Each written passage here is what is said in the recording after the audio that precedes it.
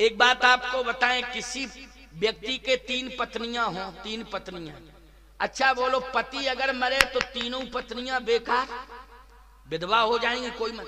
और अगर 3 पत्नियां हैं और एक आध पत्नी मर जाए और 2 बची रहे और पति बचा रहे तो काम बढ़िया चलेगा कि नहीं चलेगा? बोलो, किसी प्रकार की कोई बाधा आएगी क्या? हमारी समझ में तो बिल्कुल नहीं आएगी बाधा, क्योंकि 3 पत्नियों में से अगर एक पत्नी मर जाती है, 2 पत्नियां रहती, हम कहते 2 भी मर जाएं तो एक तो है। क्यों भाई? एक तो है, कोई दिक्कत नहीं। लेकिन पति अगर मर जाए तो परिवार का मुखिया ही चला गया ही, ईमानदारी से बताओ, अनाथ हो जाएगा वो परिवार कि नहीं हो जाएगा? क्योंकि एक मुखिया के जाने से। तो सीधी सी बात ये थी कि अगर कैकेयी ये शर्त रख रही थी कि राम बन नहीं जाते हैं तो मैं मर जाऊंगी, और दशरथ जी कह रहे थे कि राम अगर बन चले गए तो मैं मर जाऊंगा, तो बोलो किसका मरना ठीक था? जरा बताओ। वैसे नियम हम बतावें आपको, सही नियम बताएं। पति के पहले पत्नी को मरना चाहिए, वो भाग्यवान मानी जाती है। पति के पहले जो पत्नी मर के चली जाती है, बोलो ईमानदारी से, उसको सुहागवती कहते हैं कि नहीं? तुम्हारे छत्तीसगढ़ में भी यही कहते होंगे, कहते कि नहीं? भाग्यवान मानी जाती है कि नहीं मानी जाती? और वो अपने को मरते समय उसकी श्वास, अंतिम श्वास निकलती है तो याद रखना, पति का अगर दर्शन उसे हो रहा है तो अंतिम श्वास पति को देख करके प्रसन्नता में उसकी अंतिम श्वास निकल जाती है कि तुम्हारे देखते देखते मेरे प्राण जा रहे हैं, अब मेरा जीवन धन्य है, कन्फर्म है कि मेरा उद्धार हो जाएगा, मेरा उद्धार हो जाएगा। सही बताओ प्यारे, यही धर्म भी कहता है। प्रारब्धानुसार अगर कोई घटना घट जाती है तो मैं तो ये कहता हूं कि राम की मां को भी वैधव्य मिला है। कोई संसार की नारी अपने आप को ये न कहे कि मैं ही ऐसी अभागिनी हूं कि मेरे देखते देखते मेरा पति चला गया।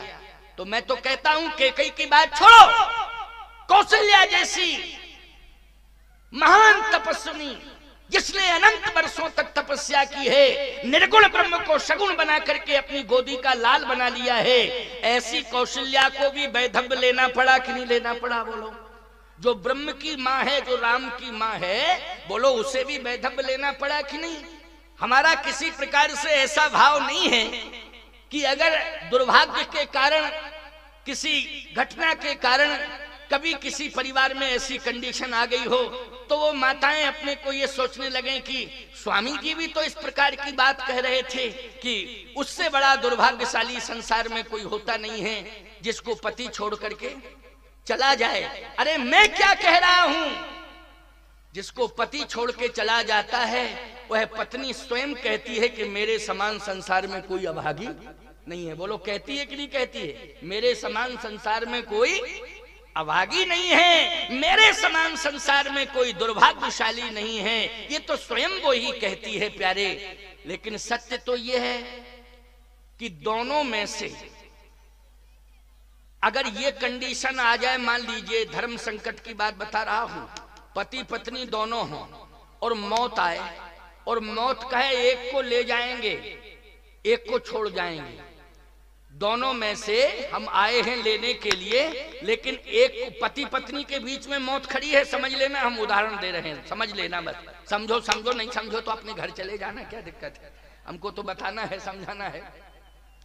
पति पत्नी के बीच में मौत खड़ी हो, मौत, और वो मौत कहे कि हम खड़े तो दोनों के बीच में हैं लेकिन पति पत्नी में से एक को ले जाएंगे, अब आपस में निर्णय कर लो कि कौन जाने को तैयार, कौन जाने को तैयार। तो बोलो सबसे पहले पत्नी को कहना चाहिए कि नहीं, पति को छोड़ दो मैं जा रही हूं, हमारी समझ में। अब वो बात अलग है, क्या कहती क्या नहीं कहती उसके मूड पर है नहीं, लेकिन सही बात तो ये है कि पत्नी को ये कहना चाहिए मौत से कि मौत मेरे पति को हाथ मत लगाना, मैं जाने को तैयार हूं, मुझे ले चल। बोलो ललकार के कहना चाहिए कि नहीं कहना चाहिए? और पत्नी कहीं ये कह तो संदेह पाया जाएगा, नहीं संदेह पाया जाएगा कि नहीं पाया जाएगा, इस प्रकार की भाषा बोले। एक बार मेरे सामने एक व्यक्ति रोता हुआ आया, बोले महाराज महाराज महाराज महाराज। हमने क्या बात है? बोलो पत्नी को समझा दो मेरी, नहीं तो मैं आत्महत्या कर लूंगा। हमने कहा अरे ये तो बहुत खतरनाक बात है। उसकी पत्नी भी पीछे से आई। मैंने कहा कि पति अगर आत्महत्या करेगा तो पाप तुझे लगेगा कि नहीं, और तू विधवा हो जाएगी, तेरा जीवन बेकार है। ऐसी परिस्थिति पति के सामने क्यों पैदा कर रही है कि ये आत्महत्या करने को तैयार है? बात क्या है? मैंने उससे पूछा पति से, मैंने कहा क्या बात है, मरने के लिए तू तैयार है, बात क्या है? उसने कहा महाराज जी सही बात बता दूं, शाम को हम दुकान से आते हैं व्यापार करके और खोपड़ी खराब करती है।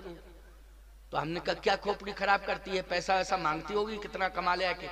ये नहीं, ये कहती है कि तुम झूठ बोल के धंधा मत करो, झूठ बोल के धंधा मत करो। हमने कहा बात तो सही कहती है भाई, अगर ये पत्नी कहती है कि झूठ का धंधा मत करो, झूठ का धंधा मत करो, झूठ का, तो बात तो सही कह रही है। अब ऐसे में बोलो हम किसका पक्ष लें? ये कहें कि झूठ बोल तू इसका समर्थन कर, ऐसा तो हम कह नहीं सकते, क्योंकि सत्य और असत्य की व्याख्या चल रही है ना इस मंच पर। किसकी व्याख्या हो रही है? सत्य और असत्य की। तो कहे रोज खोपड़ी खराब करती है कि झूठ का धंधा मत करो, झूठ का धंधा मत करो, झूठ क्यों बोलते हो? हमने कहा बात तो सही है। तो उसने कहा स्वामी जी हम अकारण में झूठ नहीं बोलते हैं, धंधे में कोई कारण आ जाता है तो झूठ का आधार ले लेते हैं, कोई कारण आ जाता है तो आधार ले लेते हैं। यदि ये यही चाहती है तो धंधा चौपट हो जाए, आज के बाद हम झूठ बोलेंगे ही नहीं, आज के बाद नहीं, धंधा चौपट हो जाए। अगर ये पीछे ही पड़ी है, हम तो बाल बच्चों के लिए कर रहे थे, अगर इसको ऐसा ही लगता है तो धंधा भले ही चौपट हो जाए, लेकिन हम बिल्कुल नहीं बोलेंगे झूठ। लेकिन स्वामी जी इससे भी कह दो ये भी झूठ ना बोले। तो मैंने कहा कि तू झूठ बोलती है क्या? कहे मैं बिल्कुल नहीं बोलती हूँ झूठ, कभी नहीं बोला मैंने झूठ। पति बोला अगर कह दूं तो? हाँ बता दो। कहे अभी मायके से लौट के आई 15 दिन पहले, कानों की बाला झुमकी जो होते हैं ना वो लटका के चली आई वहां से मायके से, और कह रही थी कि ये हमारे बाप ने बनवाए हैं, तुम्हारे बाप में इतनी सामर्थ्य है। अरे 2 तोला के तूने सोने के ये बनवाए कुंडल, लेकिन हमें कंफर्म मालूम है कि तुम्हारा बाप 1 तोला का भी दाम नहीं दे सकता है, और तुम्हारे बाप को ये क्रेडिट है कि कोई उधार 5 रुपया नहीं दे सकता है। ना दुकानदार उधार करेगा सुनार, और ना कोई व्यापारी तुम्हारे बाप को उधार देगा। लेकिन हम जानते हैं कि खर्च के नाम पर मुझसे पैसा लिया, उसी में बचा बचा के रुपया इकट्ठा किया और मायके गई सोने के बनवा के आ गई के बाप ने दिया। ये झूठ बोलती है कि सही? तुरंत स्तब्ध रह गई वो। मैंने कहा सही बताओ क्या है? बोले महाराज जी वो बात छोड़ो, हम कभी झूठ नहीं बोलेंगे, कभी झूठ नहीं बोलेंगे, लेकिन इनसे कहो ये झूठ ना बोले। उसने कहा मैं सौगंध खाता हूं कभी झूठ नहीं बोलूंगा। कहे मान लीजिए बोले झूठ, तो उसने कहा जिस दिन मैं झूठ बोलूंगा उसी दिन मेरी मौत हो जाए, मैं मर जाऊंगा। अरे हमने कहा बहुत बड़ी बात कह रहा है, लेकिन इससे पूछो ये क्या करेगी अगर झूठ बोलेगी? उसने कहा अगर तुम ये करते हो प्रतिज्ञा कि जिस दिन मैं झूठ बोलूं उसी दिन मर जाऊं, तो पत्नी बोली मैं भी प्रतिज्ञा करती हूं जिस दिन झूठ बोलूं उसी दिन विधवा हो जाऊं। बोलो इससे बड़ा दुर्भाग्य बोले मैं क्या होगा? अब बताइए भाई, मरना तुम्ही को पड़ेगा दोनों तरफ से कि नहीं? बोलो ये बड़ी विडंबना। लेकिन सुनिए जरा सावधानी से सुनिए मेरी बात। भरत जी ने कहा कि मैं ये कहता हूं गुरुदेव, मेरी मां ने मेरे नाम पर जिद की थी कि भरत को राजा बनाया जाए, लेकिन मैं कितना बड़ा अभागी हूं, मेरा नाम कितना बड़ा दुर्भाग्य से जुड़ा हुआ है कि मेरा नाम आते ही मेरे पिता के प्राण निकल गए और माताओं को वैधव्य मिल गया। ये मेरा दुर्भाग्य है कि नहीं? मेरे नाम का ये दुर्भाग्य है कि मेरे पिता के प्राण निकल गए मेरा नाम आते ही, और माताएं विधवा हो गई। ये मेरे कारण हुआ ना। और सुनिए भैया को कहना चाहिए था कि भरत को बुला लिया जाए और भरत आ जाएगा, इसके बाद डिसीजन होगा। लेकिन भैया भी मेरे आने का इंतजार नहीं किए, पहले ही कह चुके कि भरत प्राण प्रिय पावे राजू, भरत आ जाए तो भरत को राजा बना देना वो मुझे प्राणों से ज्यादा प्यारा है। तो कंडीशन ये हो गई कि भैया को भी 14 साल बन बन भटकना पड़ रहा है मेरे नाम के कारण। मेरे नाम के कारण पिता की मृत्यु हुई, मेरे नाम के कारण माताओं को वैधव्य मिला, और मेरे नाम के कारण ही, भरत के कारण ही भैया को 14 साल का वनवास मिला। ये सब मेरे कारण हुआ है।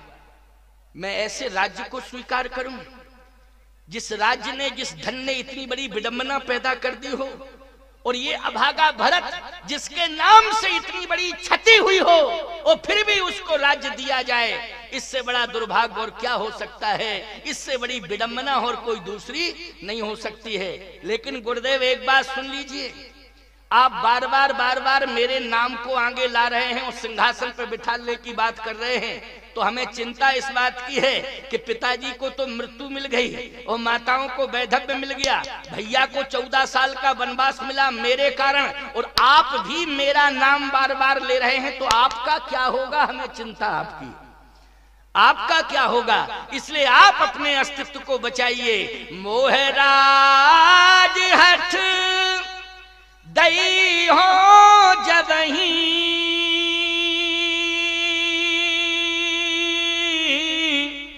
तो रसा रसा तल गई है तवही। यदि आप जबरदस्ती मुझे राजा बना देंगे तो ये राज्य ही रसातल में चला जाएगा। इसलिए बचाओ। भरत, ये राज्य कैसे बचेगा? बोले कोई भी राज्य हो, कोई भी संपदा हो, कोई भी अस्तित्व हो, अगर बचता है तो पुरुषार्थ से नहीं बचता है, परमात्मा की कृपा से बचता है। इसलिए परमात्मा की कृपा को प्राप्त करने के लिए हमें एक ही उपाय सोचना चाहिए। क्या? कि सबको छोड़ के परमात्मा की खोज करनी चाहिए। सबको छोड़ के किसकी खोज करनी चाहिए? परमात्मा की खोज। ईमानदारी से बताओ, अपने देश में राजतंत्र था पहले, जब देश आजाद नहीं हुआ? बोलो, देश आजाद नहीं हुआ था तो अंग्रेजों का राज आया। अंग्रेजों के पहले ईमानदारी से बताओ राजतंत्र था कि नहीं था? राजा थे बड़े बड़े। छत्तीसगढ़ में तो 36 राज्य थे, 36 राजा थे। बोलो, तभी तो इसका नाम क्या हुआ? 36 राजा थे तभी तो छत्तीसगढ़ हुआ हमारी समझ में। नहीं और कोई नाम हो तो बताओ। 36 स्टेटें थी, 36 स्टेटें थी। तो 36 स्टेटों के कारण ये क्या बन गया? छत्तीसगढ़ बन गया कि नहीं बन गया? छत्तीसगढ़। और किसी से थोड़ी बना कि 36 नहीं। 36 का मतलब क्या है? तुम लोग तो जानते हो। हाँ हाँ, कह रहे जानते हैं।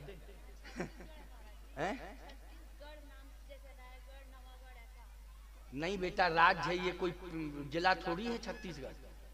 छत्तीसगढ़ जिला नहीं है, छत्तीसगढ़ जिला नहीं है। 36 स्टेटें थी, राज्य थे यहाँ 36। इस जहां जहां तक छत्तीसगढ़ की सीमा है वहां वहां तक 36 राज्य थे। 36 राज्यों के कारण इसका नाम छत्तीसगढ़ बना। रायगढ़ के कारण नहीं, गढ़ रायगढ़ आदि आदि जो है, ऐसे तो बहुत गढ़ मिल जाएंगे। ऐसे शहरों के नाम से नहीं है, ये राज्य के नाम से है, स्टेट के नाम से। इसलिए मैं कहता हूं कि ऐसा भी लोग कहें कि महाराज 36 गांव के नाम से किसी गांव में गढ़ जुड़ गया हो तो उसके नाम से जो है 36 गढ़ गढ़ गढ़ गढ़ गढ़ गढ़ गढ़ गढ़ गढ़ गढ़ गढ़ गढ़ गढ़ गढ़ ऐसे 36 गढ़ जुड़े तो छत्तीसगढ़। अरे गढ़ में नहीं, गढ़ तो ऐसे बहुत है। मध्य प्रदेश में तो बहुत ही गढ़ है। तमाम ऐसे सर्वे किया जाए तो। अच्छा एक बात बताओ, कहीं 50 गढ़ गढ़ गढ़ गढ़ लिखे हों गांव के नाम में तो वहां 50 गढ़, जहां 100 गढ़ लिखे हों 100 गढ़ हैं, और जहां गढ़ई गढ़ हो वहां गढ़ई गढ़ गढ़ गढ़ गढ़ गढ़। तो 36 स्टेट प्यारे, इसलिए 36 स्टेटों के कारण ये छत्तीसगढ़ बन गया। और वैसे ये धार्मिक अंचल है। छत्तीसगढ़ की सीमा जहां जहां तक है वहां वहां तक धार्मिकता है। क्यों है? क्योंकि छत्तीसगढ़ की सीमा जहां जहां तक है वहां की मिट्टी में भक्ति है। कौशल्या जी को भक्ति माना गया, ज्ञान भक्तिश्च कौशल्या। बोले कौशल्या क्या है? बोले साक्षात भक्ति है। और छत्तीसगढ़ की सीमा जहां जहां तक है वहां की मिट्टी में भक्ति समाई हुई है। इसलिए उस भक्ति ने ही इतनी बड़ी भक्ति में शक्ति थी कि महारानी कौशल्या का प्रादुर्भाव हो गया है। और ऐसा प्रादुर्भाव हुआ है कि कौशल्या जी यहाँ की भक्ति लेके यहाँ की भक्ति की शक्ति से पहुंच गई कहां? अयोध्या। कहां पहुंच गई? अयोध्या। और अयोध्या में इतनी ताकत आई, यहाँ की मिट्टी की भक्ति में इतनी ताकत आई कि ना तो सुमित्रा राम जी को उतार पाई, ना कैकेयी राम जी को उतार पाई। इस धरती पर यदि उतारा है तो कौशल्या माँ ने उतारा है। ब्रह्म को बालक बना करके इस धरती पर कौशल्या माँ ने। बोलो भाई, ये छत्तीसगढ़ की मिट्टी की ताकत है। किसकी ताकत है? छत्तीसगढ़ की मिट्टी की ताकत है। तो आइए सुनिए, भरत जी ने कहा कि हमें राज्य नहीं चाहिए, धन नहीं चाहिए, क्या चाहिए? बोले आपन दारुण दीनता सवे कहो सिरनाए। और देखे बिन रघुनाथ पद जिय की जरनी न जाए। देखे बिन रघुनाथ पद जिय की जरनी न जाए। जब तक राम पद नहीं देख लूंगा तब तक हमारे हृदय की वेदना समाप्त नहीं होगी। ये संसार के जितने भी सुख संसाधन हैं, ये सुविधाएं जितनी भी हैं संसार की, ये राम भक्ति में बाधक हैं। क्या है? राम भक्ति में बाधक हैं। एक बात मैं कहना चाहता हूं, सुविधाएं तो अपने आप मिल जाएंगी अगर सिद्धांत तुम्हारे साथ हो। बोलो भाई। और यदि सिद्धांत चला गया तो सुविधाएं जितनी भी होंगी धीरे धीरे सब चली जाएंगी। बोलो चली जाएंगी। सिद्धांतहीनता के कारण रावण का साम्राज्य चला गया कि नहीं चला गया? जितनी भी सुविधाएं थी वो सारी सुविधाएं चली गई कि नहीं चली गई? बोलो किसके कारण? सिद्धांतहीनता। सिद्धांत को उन्होंने ठुकराया तो सुविधाएं अपने आप चली गई। और जिसने अपने जीवन में सिद्धांत को अपनाया, हरिश्चंद्र की कथा आप सुन रहे थे, सारी सुविधाएं हरिश्चंद्र की चली गई थी, लेकिन सत्य और धर्म नहीं छोड़ा। अंत में भगवान प्रकट हो गए और जो भी चला गया था वो सब वापस कर दिया भगवान ने कि लो संभालो संभालो संभालो। बोलो सब मिल गया कि नहीं मिल गया? किसके कारण मिला? ये सत्य और